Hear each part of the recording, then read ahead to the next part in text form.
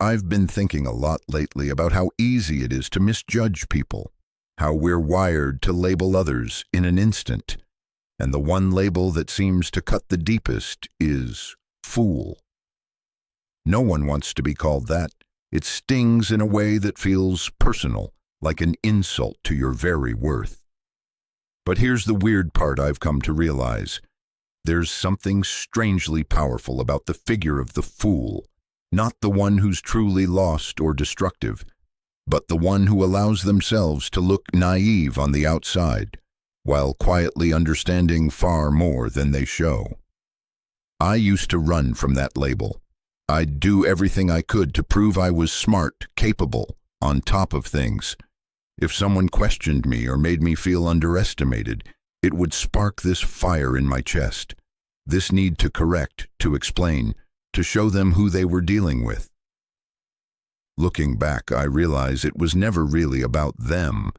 It was about me trying to silence a fear I carried, the fear that maybe I wasn't enough unless I was always right. Then one day I stumbled across this idea by Schopenhauer, a philosopher who said something that flipped my whole perspective. He believed in the art of pretending to be foolish, not in a deceptive way, but as a kind of armor, a conscious choice to let others think less of you, so you could quietly observe more, influence better, and avoid unnecessary conflict. I remember sitting with that idea, feeling both curious and unsettled. Why would anyone choose that? But the more I thought about it, the more it made sense, especially in a world where everyone is constantly trying to prove themselves. The more we try to be seen as smart, the more we get caught in battles of ego, and ego, it's exhausting. You start to shape your whole life around being perceived a certain way, rather than being who you really are. Carl Jung had a take on this too. He talked about the archetype of the fool, not as someone lacking intelligence, but as a symbol of transformation, someone who embraces vulnerability, who learns through mistakes, who doesn't need to have all the answers right now. That felt different. That felt human.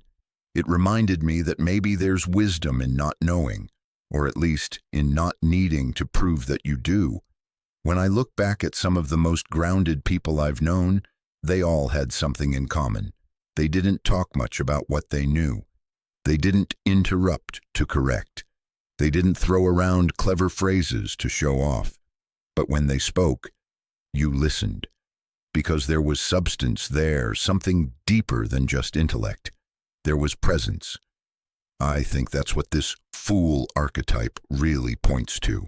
Not a lack of intelligence, but a different kind of strength. The strength to be underestimated and still stay rooted. Funny enough, the first time I started experimenting with this was in a conversation where I normally would have jumped in, corrected something, clarified a point, but instead, I let it go. I listened. I stayed curious, and what happened surprised me. The conversation flowed better. There was less tension.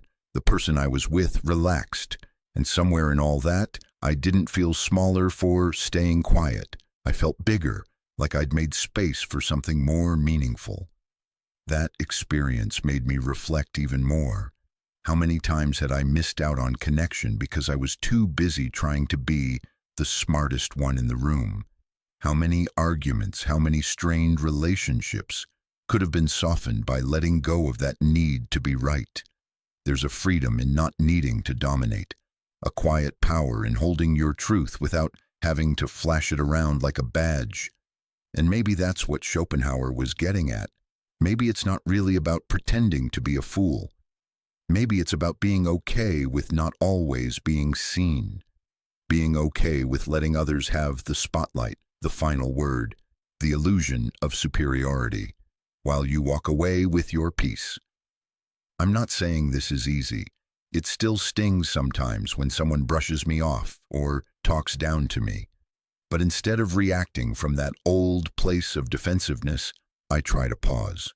I remind myself, this isn't about proving anything. It's about choosing who I want to be. And honestly, I'd rather be the quiet one who surprises you with depth than the loud one who constantly needs reassurance. There's an art to seeming foolish, but it's not about tricking people. It's about trusting yourself enough to not perform. It's about making peace with not always being understood, not always being right, and realizing that in that space, you actually become wiser, stronger, and more free. So yeah, maybe the fool isn't who we thought they were. Maybe they're the one who's been paying attention the whole time, just waiting for the right moment to speak, to act, to reveal what really matters. And maybe that's who I'm learning to become. You know, I used to think being smart was everything. That if people just knew how much I'd read, how clearly I could analyze things, how sharp I was in a debate, then I'd finally earn the kind of respect that couldn't be taken away. But the older I get, the more I realize that this obsession with appearing intelligent was never about knowledge. It was about fear. I remember this letter Schopenhauer received from his mother when he was just 19. She told him, not cruelly, but with an honesty only a mother can offer, that his constant need to prove himself, to show that he was smarter than everyone else, was suffocating, that it diminished his light, not enhanced it. That hit me hard, not because I'm a philosopher or anything, but because I've been that person. I've walked into rooms with the unspoken mission of being the most insightful one there. I've interrupted people mid-sentence, not to be rude, but because I genuinely thought my contribution would help. I've corrected friends, co-workers, even strangers thinking I was offering clarity, when in truth, I was just trying to control the narrative, trying to guard something fragile inside me that felt threatened by the idea of being wrong, or worse, overlooked. What Schopenhauer's mother did in that single letter was hold up a mirror. She showed him, and indirectly me, that brilliance becomes brittle when it's wrapped in ego, that no matter how smart we are, if our need to prove it comes from insecurity, it starts to repel the very connection we crave. And I started seeing the pattern. It's almost ironic. The more I tried to be admired, the more I came off as arrogant. The more I clung to being right, the more I alienated people. It wasn't until I let go of the performance that I started feeling real warmth from others again. Not because I got less smart, but because I got more human. That's something I wish more people talked about, the pain that often hides behind intellectual pride. Because deep down, I think a lot of us carry old wounds, maybe from childhood, maybe from a time when we were ignored, dismissed, or told we weren't good enough. And so we overcompensate, we become experts. We build our identities around being competent, capable, irrefutable. But underneath all that, there's a kid who just wanted to be seen, accepted, loved. It's strange, right? The very intelligence we use to build our defenses could be the thing that isolates us the most. We use our minds to protect our hearts, but minds, no matter how sharp, don't soften loneliness. They don't hug you when you're spiraling at 2 a.m., wondering why your relationships always feel strained. They don't reassure you that you're enough even when you mess up. That's heart work. That's soul work.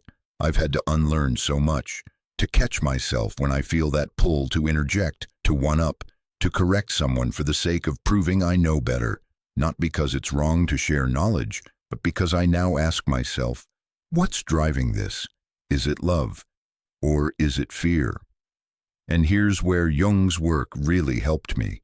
He talked about the shadow, those parts of ourselves we'd rather not see. For me, one part of my shadow was this unacknowledged arrogance, born from a need to protect my sense of worth. It took me years to admit that my cleverness had become a shield, one I was hiding behind without even realizing it. That's the part of the fool that hit me hardest. The fool doesn't need the shield. They stumble, they laugh at themselves, they fall down and get back up. They're not trying to control the world. They're experiencing it. They're learning from it. And in that humility, there's a kind of grace that I spent too many years missing. One moment that changed everything for me was a conversation with someone I care about deeply. I said something I thought was clever, a correction wrapped in wit, and I watched their expression shift. Not because I was wrong, but because I didn't read the moment. I wasn't present. I was performing again. And I saw the hurt in their eyes, subtle but real. That was my mirror, my wake-up call. Since then, I've been practicing a different way of showing up, one where I let go of needing to be impressive, one where I try to connect rather than convince. It's not always easy. The old habits run deep. But when I slow down and lead with curiosity instead of control, everything feels softer, truer. So yeah, that letter to Schopenhauer, it wasn't just about him. It's a message to anyone who's ever confused being smart with being worthy, anyone who's ever felt like they had to prove their value with every sentence. The truth is, your worth isn't in your brilliance. It's in your presence, your heart, your willingness to grow. And sometimes growing means laying down the sword of intellect and just being real. There's something humbling about realizing that we all play the fool sometimes, and not just by accident. Sometimes it's the wisest part of us stepping in, asking us to pause, to reflect, to let go. For a long time, I thought of foolishness as something to avoid at all costs. To me, being seen as foolish meant weakness, embarrassment, failure. But Jung helped me see it differently. He called the fool an archetype, a symbol that lives in all of us, not just in clowns or naive beginners, but in the deepest corners of the human psyche. And what surprised me most? The fool isn't a mistake. He's a guide. The more I sat with that, the more I started to recognize those moments in my own life. Moments where I felt lost or laughed at, or like I had no idea what I was doing, as moments when something in me was growing, even if I didn't know it yet. The times when I admitted I was wrong, when I asked a question that felt dumb, when I stayed quiet and let someone else shine. All of that, I now see, was the fool showing up to teach me, to soften my edges, to help me live, not just perform.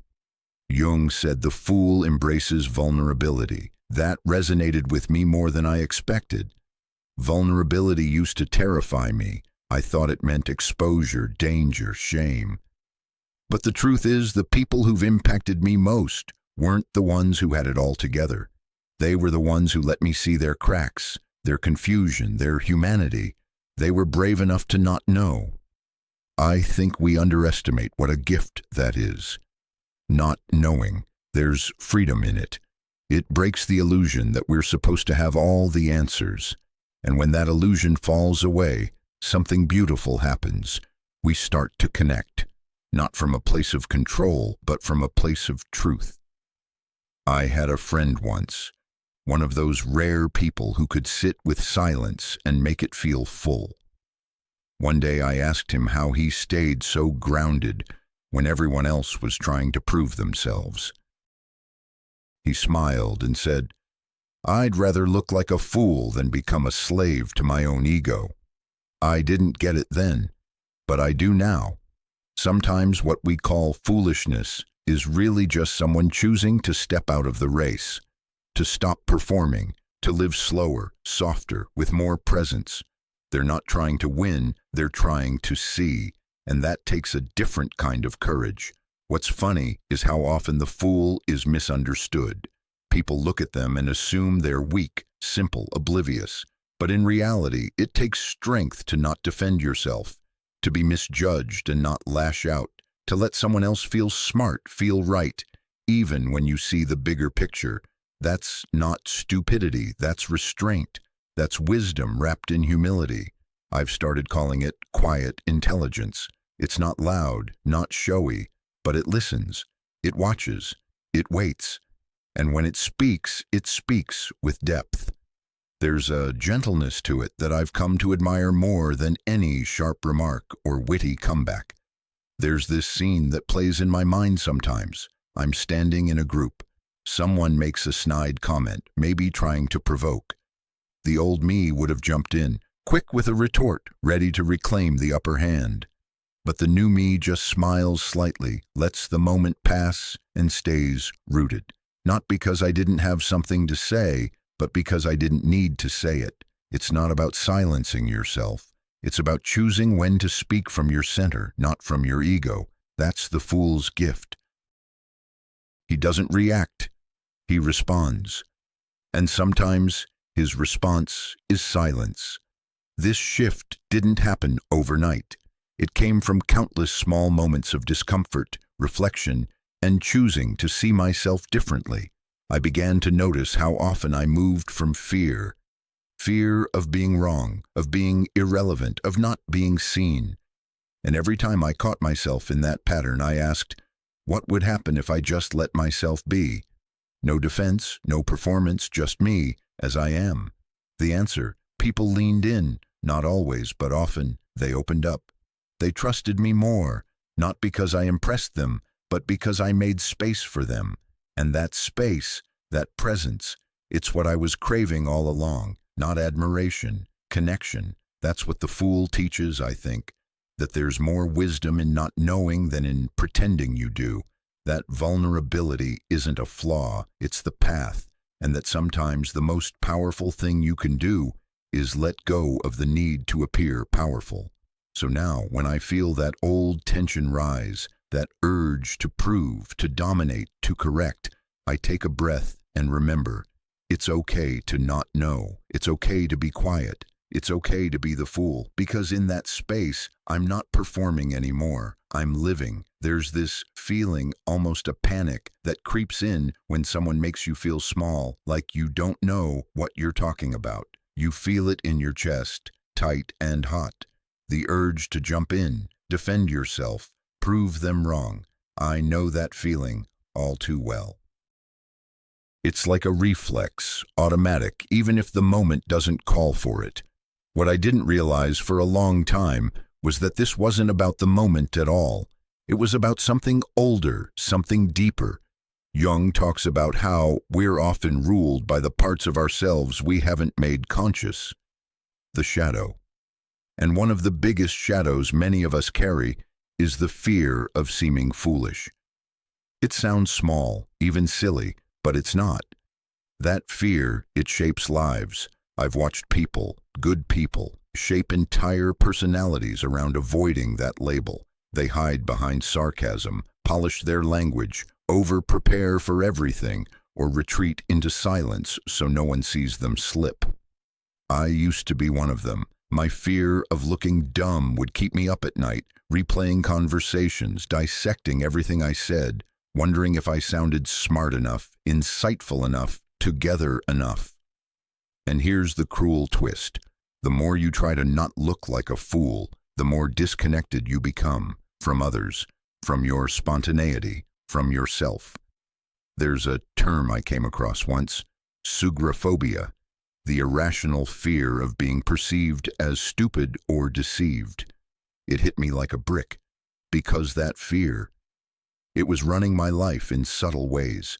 Every time I over-explained, every time I corrected someone unnecessarily, every time I avoided asking questions out of fear, it would reveal I didn't know something. All of it was driven by that silent, invisible panic. Don't look like a fool. But the thing about fear is that it doesn't just whisper, it takes over. You start organizing your world around it. Every conversation becomes a chess match. Every silence feels dangerous. Every mistake feels fatal, and slowly, without noticing, you stop living from a place of truth and start living from a place of defense. I remember this one time, years ago, in a team meeting. Someone misquoted something I had shared earlier. Nothing major, but I felt my body tense. My instinct kicked in. Correct them. So I did, politely but firmly. The correction landed, but so did the silence that followed. It wasn't just what I said, it was why I said it. I wasn't trying to add clarity, I was trying to reclaim power, and in doing so, I created distance. That's the danger of this fear. It makes you think you're protecting yourself, but really, you're pushing people away. You're building walls instead of bridges. And for what? To avoid a label that no one else is even thinking about. I started asking myself, what if being seen as a fool isn't the worst thing? What if the real risk is never showing who I actually am? Mistakes, questions, messiness, and all. There's a certain kind of freedom that comes when you stop running from that fear, when you let go of needing to impress, when you allow yourself to say, I don't know, and trust that it doesn't diminish your worth. In fact, it does the opposite. It makes you more relatable, more open, more real. That shift didn't just change how I talked to others, it changed how I talked to myself. I started catching those inner voices, the ones that called me stupid for forgetting something, for not having a perfect answer, for needing time to figure things out.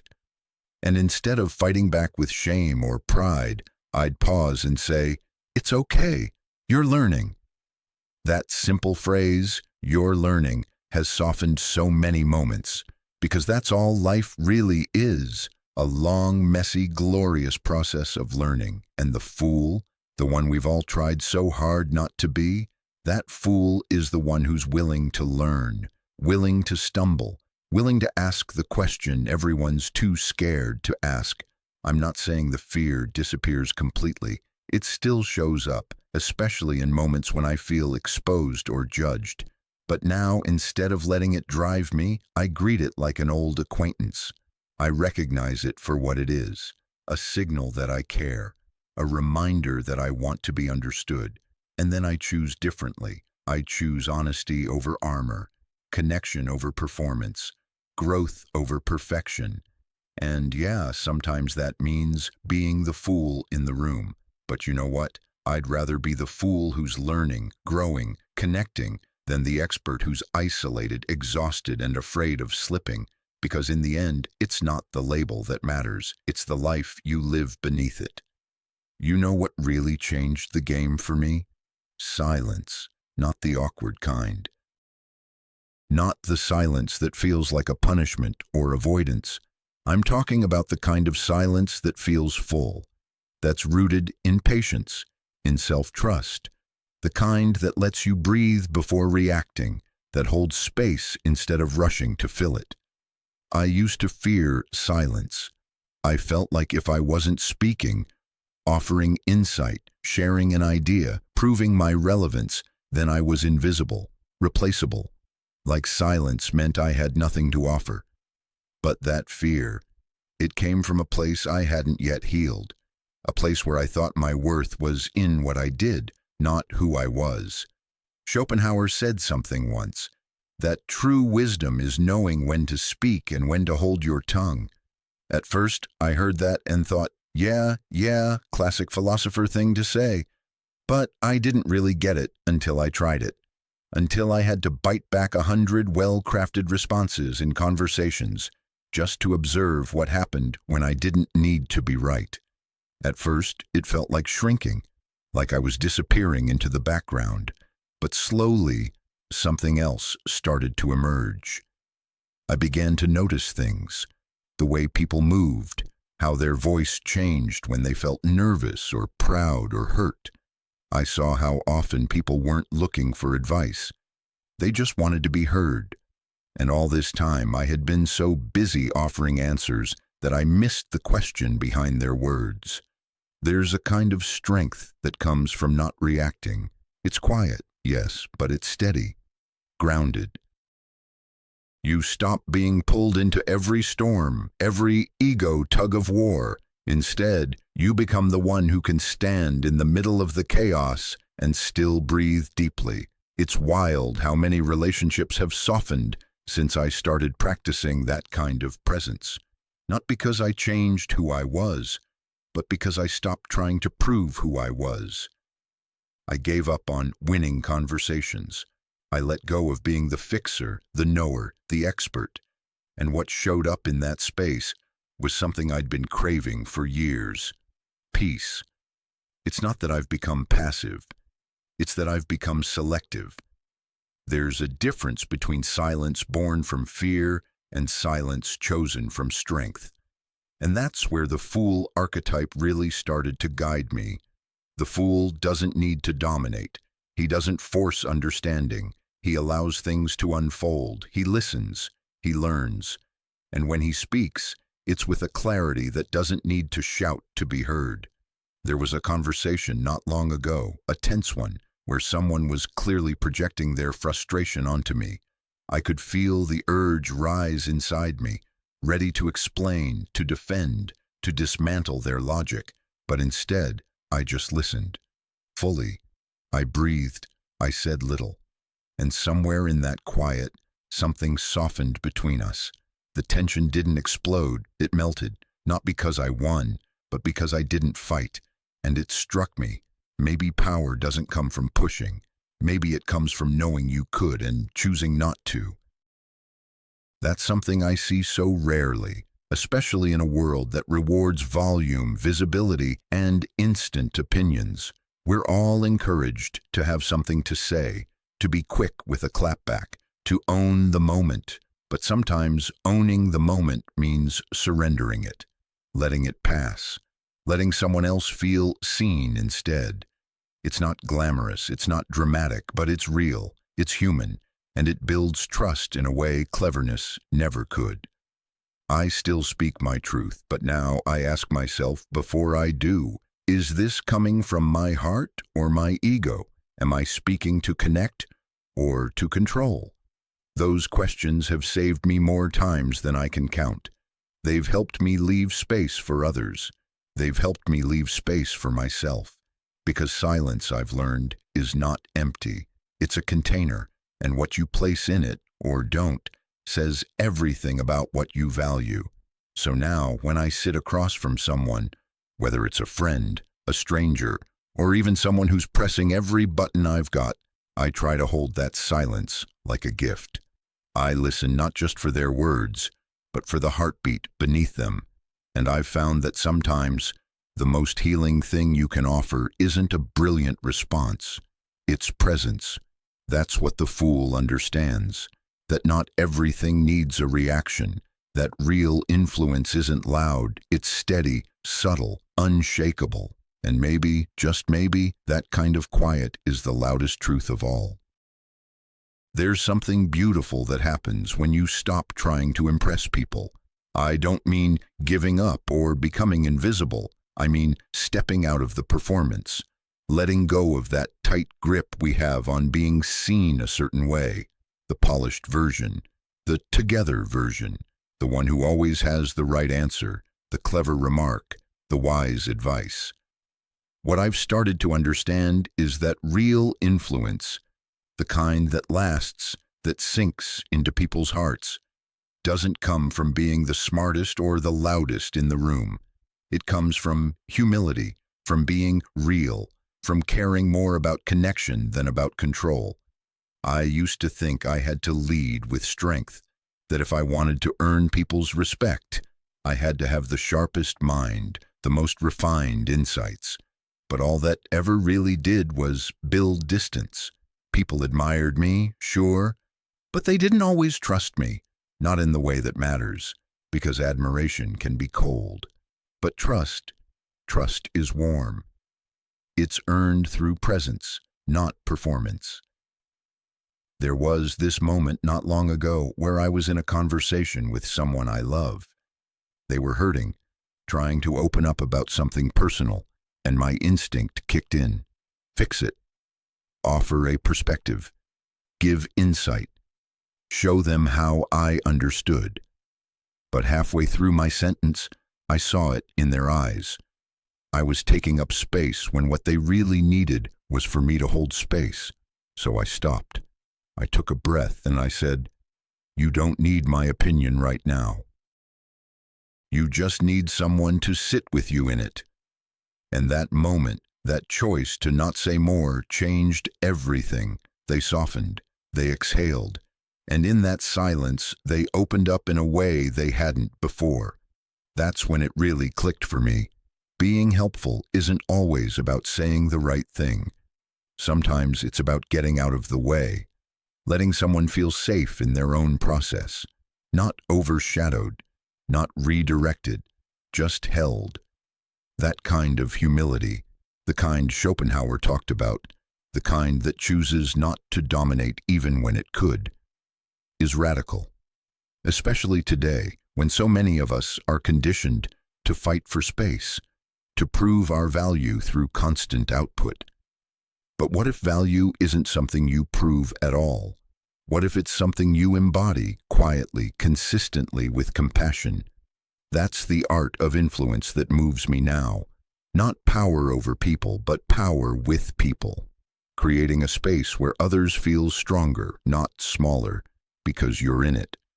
There's this idea Schopenhauer had, that true wisdom is knowing how to let others think the idea was theirs. At first, I laughed when I read that.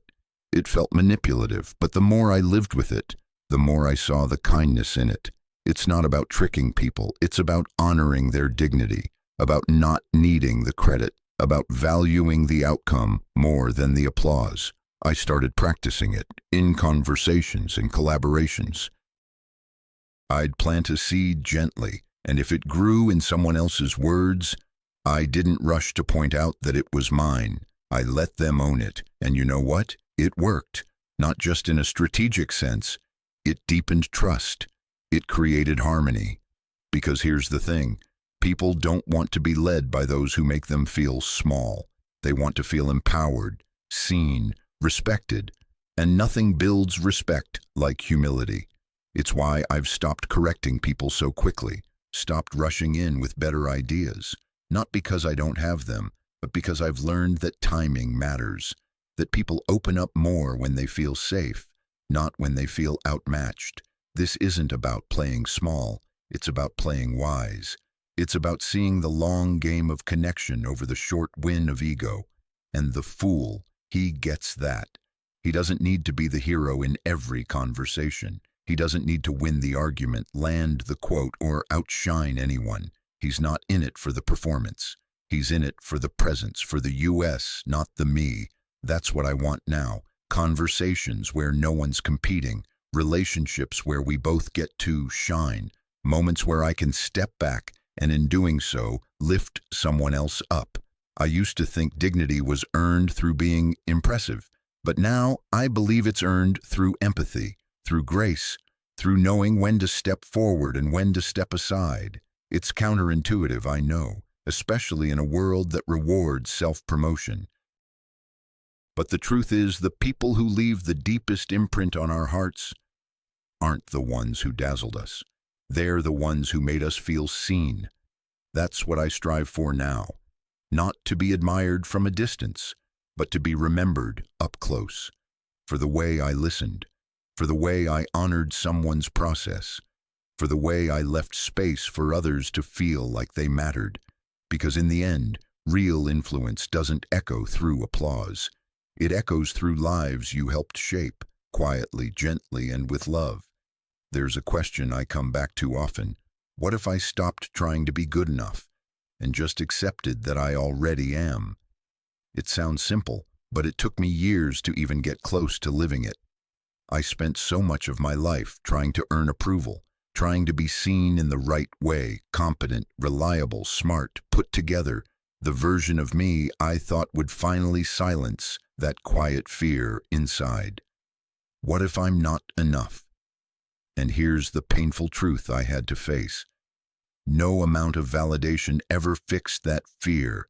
No compliment, no achievement, no "you're right" ever made it stay gone. It was only when I began to stop chasing it, when I turned inward instead of outward, that something finally shifted. That's where the fool returned. Not as a mistake, but as a guide. A symbol of freedom, of letting go of the need to look perfect or in control, of stepping off the stage and finally breathing. You see, the fool isn't a joke. He's not weak. He's not clueless. He's the one who dares to live honestly, to make mistakes out loud, to learn in public. He owns his journey, every messy, awkward, beautiful part of it. And in doing so, he becomes something rare, whole. There was a moment not long ago when I completely blanked during a talk I was giving. My mind just froze, my heart raced, and I felt that old fear creep in. The shame, the panic, the desperate urge to recover and prove I was still in control. But this time, I didn't run from it. I smiled, I took a breath, and I said, "Well, that was a very human moment, wasn't it?" And the room, it didn't laugh at me. It relaxed with me. People leaned in, not away, because I wasn't hiding. I wasn't performing. I was being real. That moment taught me more than any book ever could, that being human, genuinely, vulnerably human, is what connects us. It's not in our polish, it's in our cracks. It's not in our certainty, but in our courage to keep showing up, even when we don't have all the answers. The fool inside each of us, he isn't something to overcome. He's something to embrace, because he's the only one brave enough to walk into the unknown with open hands and a curious heart. He's the one who laughs, who listens, who forgives, who falls and gets up again. He's the one who reminds us that perfection isn't the goal. Authenticity is. And maybe that's the real journey. Not to become someone else, but to finally come home to who we already are. No more masks, no more posturing. Just honesty. So if you've ever felt like you weren't enough, if you've ever tried to outrun shame with performance or silence your fear with accomplishments, I want you to know this. You don't need to prove anything. Not to them, not to the world, not even to yourself. You are enough, even in your awkwardness, your uncertainty, your mess. And if someone calls you a fool, let them, because maybe you are, maybe I am too, but the kind of fool who's free, who's growing, who's choosing presence over performance, humility over ego, love over fear. And if that's foolishness, then I never want to be wise in any other way.